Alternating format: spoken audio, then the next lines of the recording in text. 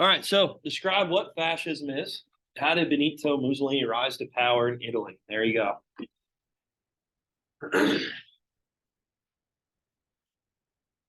Mussolini. So within the bell ringer, make sure you note about Italy's standing after World War One. What was going on with them? Think about their economy. Think about their standing in the world. Okay, obviously the infrastructure, and then detail how a guy like Mussolini rises to power, and how he controls people, like holds on to this power.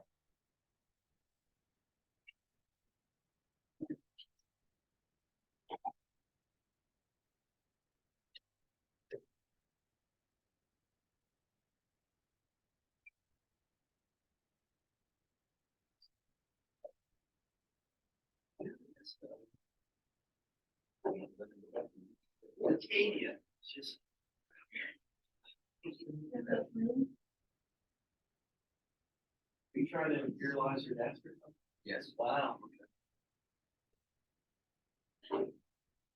Okay.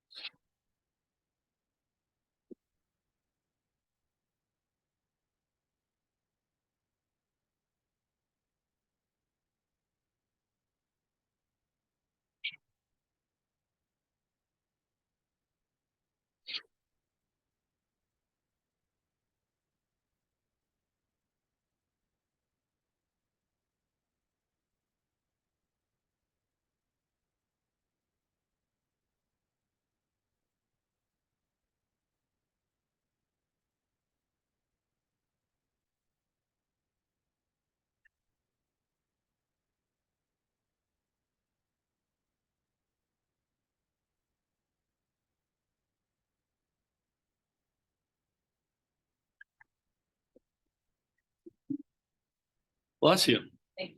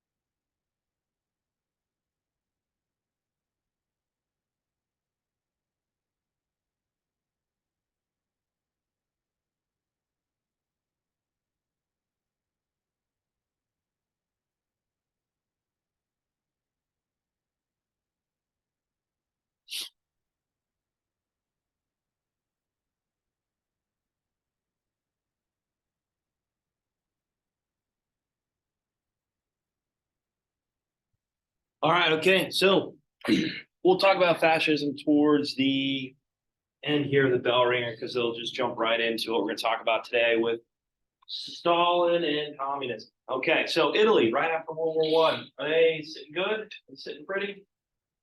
Connor? No, what's going on with them? Basically, they were promised land at the end of the war, never got it. All right, yeah, good job, right? So at first they started on the Central Power side. We talked about the Triple Alliance, and then as the war was going on, Great Britain persuaded them to join the Allied powers and their promised land. Their promised land that they're going to have, okay, as a growing nation, as a nation that just unified. Okay, this is a way for you to rise up as a world power. So they jumped on the Allied power side, and they won the war, right? They're on the winning side. Okay, also they had a representative at the League of Nations at the Treaty of Versailles, right? When it comes to the Big Four, right? So we talked yesterday about how Italy actually left these negotiations because they weren't getting what they were promised. And yeah, they later came back, but at the same time, Italy was left out, right? They weren't included when it came to these negotiations post World War One. So yeah, they were struggling. They were going through some hardships, and they were going through a depression even before that Great Depression hit in the late 1920s, early 1930s in the United States and worldwide. So with Italy, right, they were left in shambles, really. Okay, they're again a just unified nation. They're going through some struggles economically. Their military was pretty weak, and at the same time, when you look at the League of Nations and the Treaty of Versailles, Wilson's 14 points, it forbidden any of these countries to try to raise their militaries to rise them up. Okay, so when it comes to the nationalism of Italy after World War One, is it there? Is it strong? Matt? No, it's pretty weak, right? It's weak. So this allowed a guy like Mussolini to rise to power and gain a lot of support, a lot of popularity amongst the people. And he promised jobs, right? He promised to try to revamp the infrastructure all throughout Italy. When it comes to railroad system, when it comes to looking to expand Italy as a world power, right? So with Mussolini, who was the group that followed? What was this group's name? What was it? Paul, but the black shirts. Yeah, good job. So they're extreme fascists, right? They're on the far right of the political spectrum, and it's all revolved around nationalism, national pride. Okay, so with nationalism, we talk about it, how this is an extreme sense of patriotism for your own country. Right? So yeah, there's private property, yeah, there's private industries and businesses, but it's all glorifying the country, the state, right?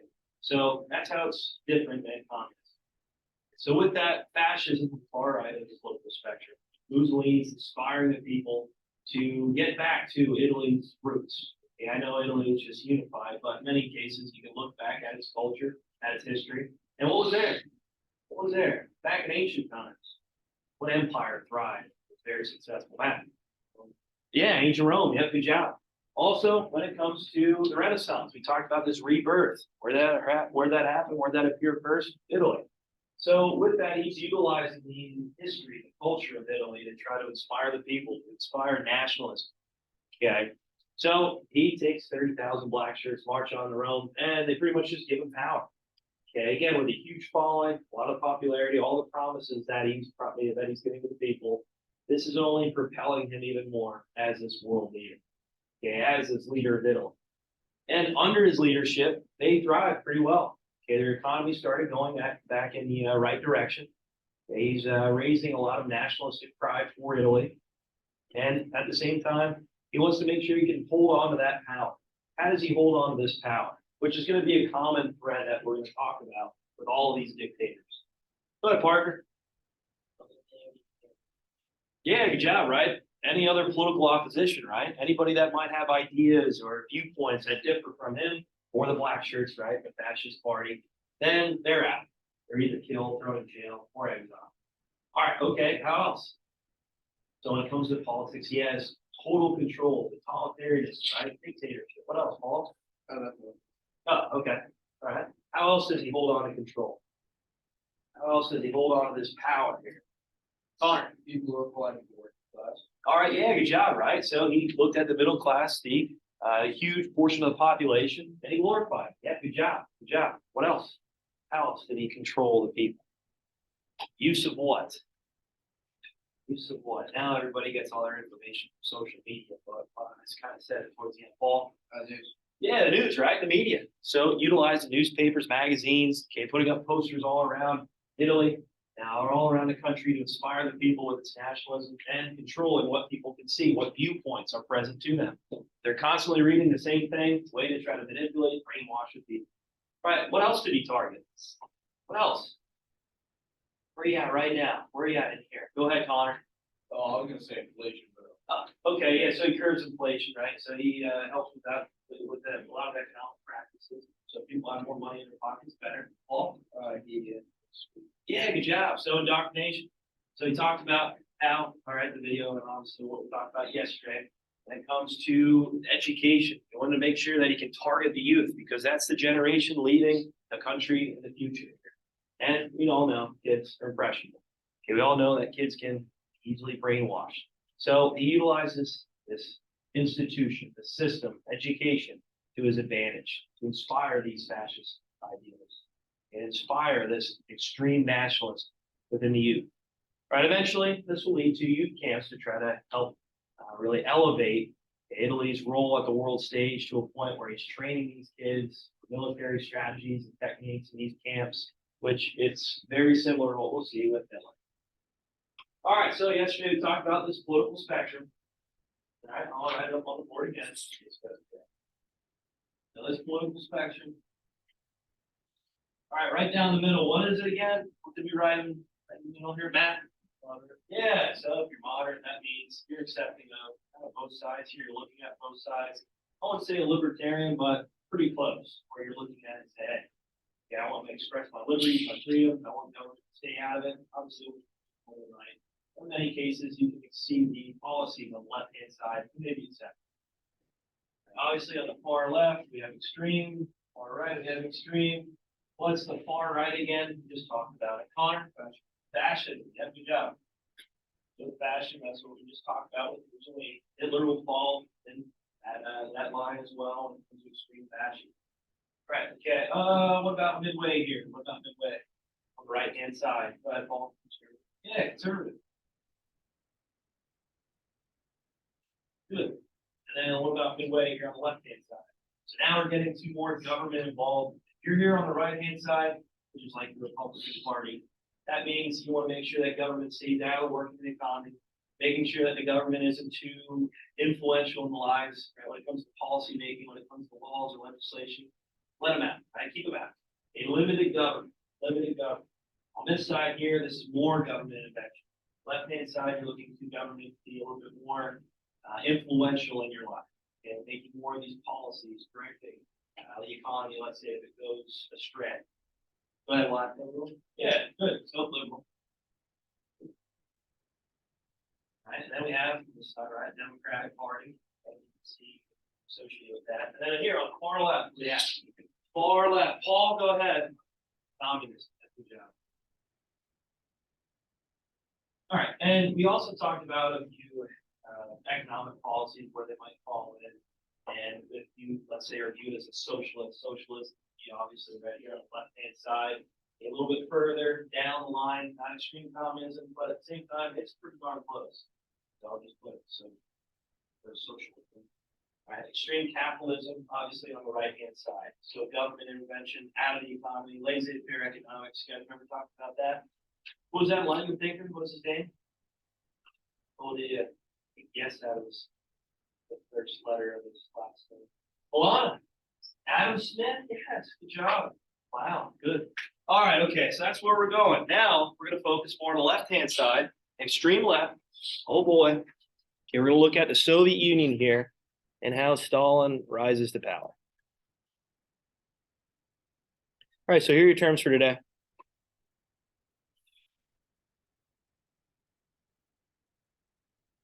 One second.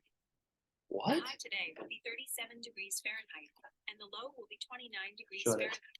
You know, the high would be 30, whatever, and the low is 10%. I know. Thanks, iPad. Siri. 39 insane. I think so. All right, so they got the Soviet Union. Joseph Stalin. Oh boy. The Great Purge. That doesn't sound good. Collectivization. New laws. Right to it. 5-year plan. Okay. There you go. There you go. So there are your terms for today. Now we're transitioning, looking at the Soviet Union. Soviet Union. We'll get back to Hitler here, but I want to wait till him at the end because that's going to make sense to see how World War II starts. So we'll wait to get back to Hitler. I know he is fascist, but I get it. We just talked about fascism, Mussolini, but we'll get back to him as it kind of makes sense to see his foreign policy, how he looks to expand his living state, Germany. So we'll get back to that. All right, anybody need this? Okay. So make sure you remember that political spectrum. Might see that on a quiz or test. in your future.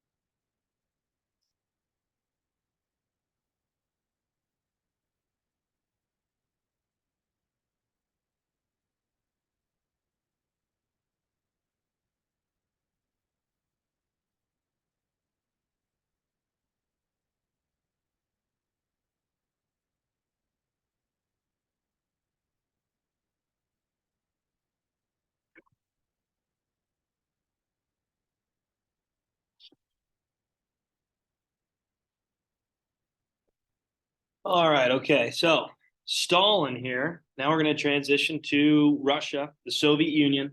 Okay, where did we leave off? Where did we leave off? Did Russia last the whole war? Did it last all of World War One? No, they did not. Okay, okay. What year did they leave? What year did they leave? Austin. Yeah, good job. So 1917. Again, they're going through a lot of turmoil at home, right? We talked about how they weren't really industrialized. They were lacking when it came to modernization, when it came to westernization, right? So with Russia here under Tsar Nicholas II, you remember that name? Remember Rasputin, that crazy man? Yeah, the magic voodoo guy. All right, so that's where we left off. Who did we talk about that rose to power here to overthrow Tsarist Russia? What was that guy's name? He was technically exiled in Western Europe. Germany released him, and he started this revolution in Russia. What? Vladimir Lenin. Yep, good job. So Vladimir Lenin, right? That's where we left off. We talked about him and his ideas of creating this first communistic state, which they do. Okay, we talked about the Bolshevik Revolution and how Russia is changing to a communistic state. All right, so Stalin comes into power because, well, Lenin dies. Uh-oh. Lenin dies. Anyway, so Vladimir Lenin dies, okay, in the early 1920s. And this left the Soviet Union still weakened, right? Still not modernized in a state where it needs a leader, needs a premier, right? Okay, and there was a lot of disputes between two men, really, Trotsky and Stalin. Okay, in all reality, to make this a little bit shorter, Stalin kind of manipulates the people, utilizes his power within the party, and pushes Trotsky out. Okay, Trotsky actually gets exiled to Mexico, and he gets killed, assassinated. All right, so you can see how this works. You can see how this power, the utilization of this power to corrupt the workings of the government happens. Okay, so with Stalin, his goal is to try to modernize the Soviet Union, try to make it a little bit more respectable, comparable to these Western European countries. So there he is. It's a little scary because when my dad used to have a mustache, he kind of looks like crazy. I like it. All right, so it's Stalin. Anyway, he's actually from Georgia, not the state, the country. Okay, Georgia, the country. It's right below Russia. And we left off talking about the Soviet Union as they broke off from, all right, the Allied powers in World War One. We talked about a treaty that they signed with Germany. You guys remember that treaty? What was that called, Chris? Yeah, good job. So Brest Toffs. And how Russia lost a lot of land on the western side of their country. And you got to think, that's closely connected to these Western European countries. That's the territory, the land, yeah, it was destroyed from World War One, but that's the most industrial land that they had. So they're struggling to get back on track. All right, so Stalin, his first goal here is to make sure that there's enough food to go around for the people. Again, under Tsarist Russia, things were not good, right? So his goal was to collect all the land. Again, in a communistic state, is there private ownership? Is there private land, property? No, forget it. The country, the government, the state steps in and takes it, all right? And with Stalin, he takes all this agricultural land for the state, and he tries to produce as much food as possible and tries to force industrialization within the Soviet Union, okay? I know it's tough to do, it's hard to do, but he does so in a brutal fashion. Okay, so through these 5-year plans, Stalin tries to force industrialization into the Soviet Union. And he does so successfully, but it is at the toll of a lot of deaths, many, many deaths. To a point after his leadership, they look back at his leadership and realize about 20 million people died under his leadership throughout this span of his dictatorship. That's a lot. That's more than, oh, Hitler, crazy. All right, so with Stalin, he forces industrialization, forces this modernization into the Soviet Union, which eventually they'll become a strong industrial power. But again, it is at the toll of many, many millions of people. Okay, so through these 5-year plans, he uses to try to build Russia up, the Soviet Union up, to become a strong industrial power. You think it stops after 5 years, though? You think after 5 years, they say, oh, good enough, we're good. No, it continues on throughout his leadership. Eventually, after World War II, the goal was to try to compete with the United States. So this is, again, this forced industrialization. And it's not like it happens naturally like these other Western European countries. It is forced on the people where millions of people have died because of this constant push, this constant movement towards this modernized state. All right, so again, with collectivization, the state is coming in, collecting up all the agricultural lands. No private ownership, no private property. All that food is going to what? Who do you think? Especially during World War II. Who do you think it's going to? You think it's going to the people, the civilians? Paul? Yeah, the war effort, right? Obviously. Also, you got to note with Russia, when it comes to their plants, yeah, they have some agricultural land, a lot of it, but they also go through some brutal winters, which we'll talk about here soon about the full temperature. So it's one of those things, food supplies will eventually go very low. And a lot of people will still starve. Famine is going to happen throughout. It's really this time period under Stalin's dictatorship. So yeah, they're going to struggle. They're going to go through some hardship. It's not like this collectivization works. Like it's not foolproof, which it is, obviously, when the state controls it. It's not like there's competition where there's constant use for trying to make these prices drive down a little bit lower and the supply is going to rise higher. It's just a struggle.